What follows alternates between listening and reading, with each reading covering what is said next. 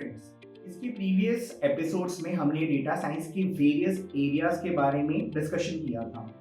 इस वीडियो में हम डेटा साइंस के बारे में बाकी इंफॉर्मेशन डिस्कस करेंगे like study routes, job prospect, salary expectation and market outlook. हम समझेंगे कि डेटा साइंस में एग्जैक्टली कौन से स्किल्स चाहिए होते हैं, कौन कौन से सब्जेक्ट्स पढ़ाए जाते हैं एंड इसका फ्यूचर कैसा है। बट इस वीडियो को देखने से पहले अगर आपने ये चैनल अब तक सब्सक्राइब नहीं किया तो कर लीजिए एंड बेल आइकन दबा दें ताकि ऐसी इंफॉर्मेटिव वीडियोस की नोटिफिकेशन आपको मिलते रहें।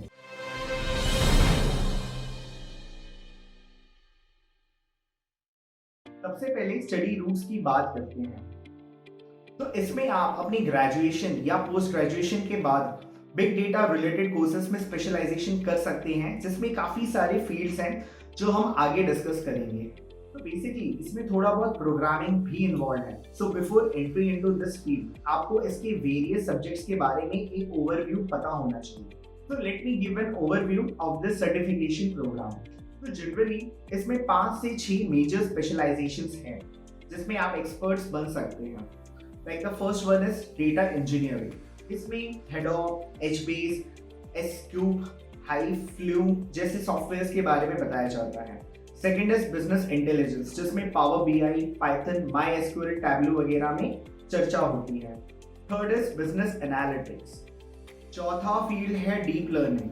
Fifth one is natural language processing and the sixth one is data science generalist. तो ये मेजर स्पेशलाइजेशन फील्ड्स हैं जहाँ पे आप अपनी स्पेशलाइजेशन कर सकते हैं।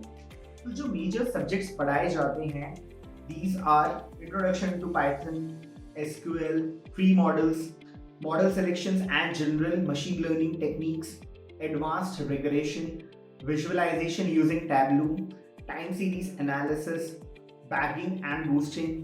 Then we have Power BI, data storytelling. Then we have introduction to Hadoop, and you will also study about relational database modeling. तो काफी सारे इंडस्ट्री प्रोजेक्ट्स डिस्कस किए जाते हैं like IMDb movie analysis, Uber demand supply gap या फिर fraud detection, then we have speech recognition, retail giant sales forecasting etcetera. इन सब पे पूरी की पूरी केस स्टडी आपको समझाई जाती है। तो आप काफी सारे online courses like from upGrad, Great Lakes, migrate learning, Simplilearn वगैरह से कर सकते हैं, या फिर आप एक ग्रेजुएट कोर्स भी कर सकते हैं।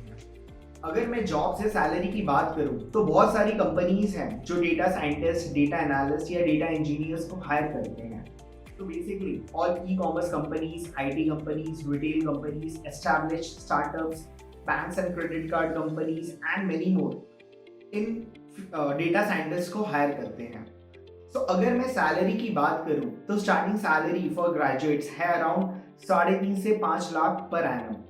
पीजी स्टूडेंट्स का स्टार्टिंग पैकेज 6 से 8 लाख रुपीस पर एनम होता है। हायर रोल्स में आपकी सैलरी 20 से 40 लाख रुपए पर ईयर भी हो जाती है।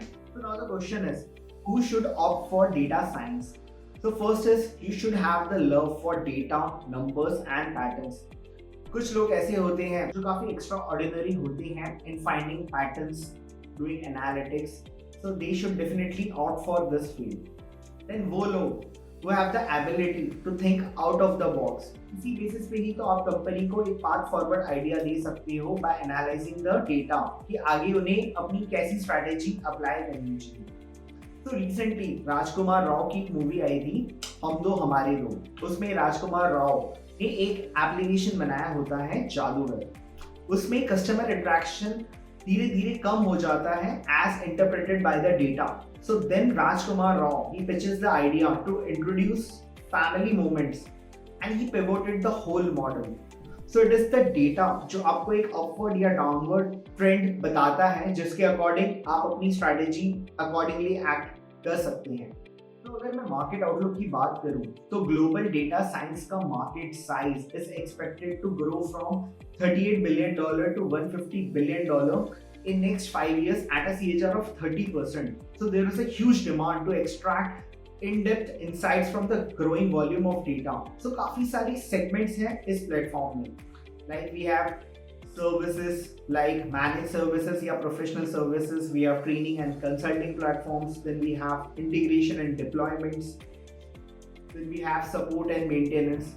तो इन सब जगह पे डेटा मैनेजमेंट किया जा सकता है। तो based on industry verticals, the market has following segments like they have penetration in BFSI, banking, financial services and insurance.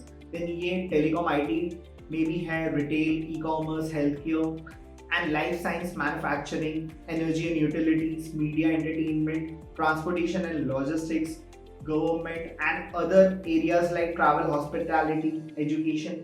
इन सारे फील्ड में डेटा साइंस अभी पेनिट्रेट कर चुका है। तो अगर मैं रिसेंट डेवलपमेंट्स की बात करूं तो in July 2019, Microsoft released Microsoft Machine Learning Server 9.4.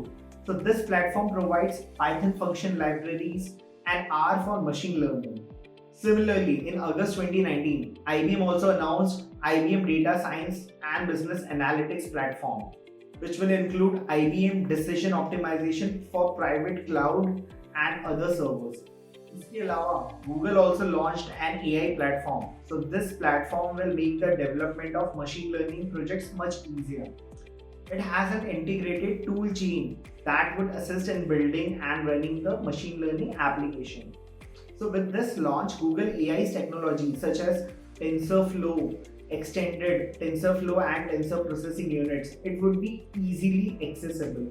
So in a nutshell, ये ब्रांच अभी रिसेंटली काफी इवॉल्व हो रहा है एंड इसका फ्यूचर बहुत ब्राइट है क्योंकि अब world slowly and gradually data की तरफ शिफ्ट हो रहा है।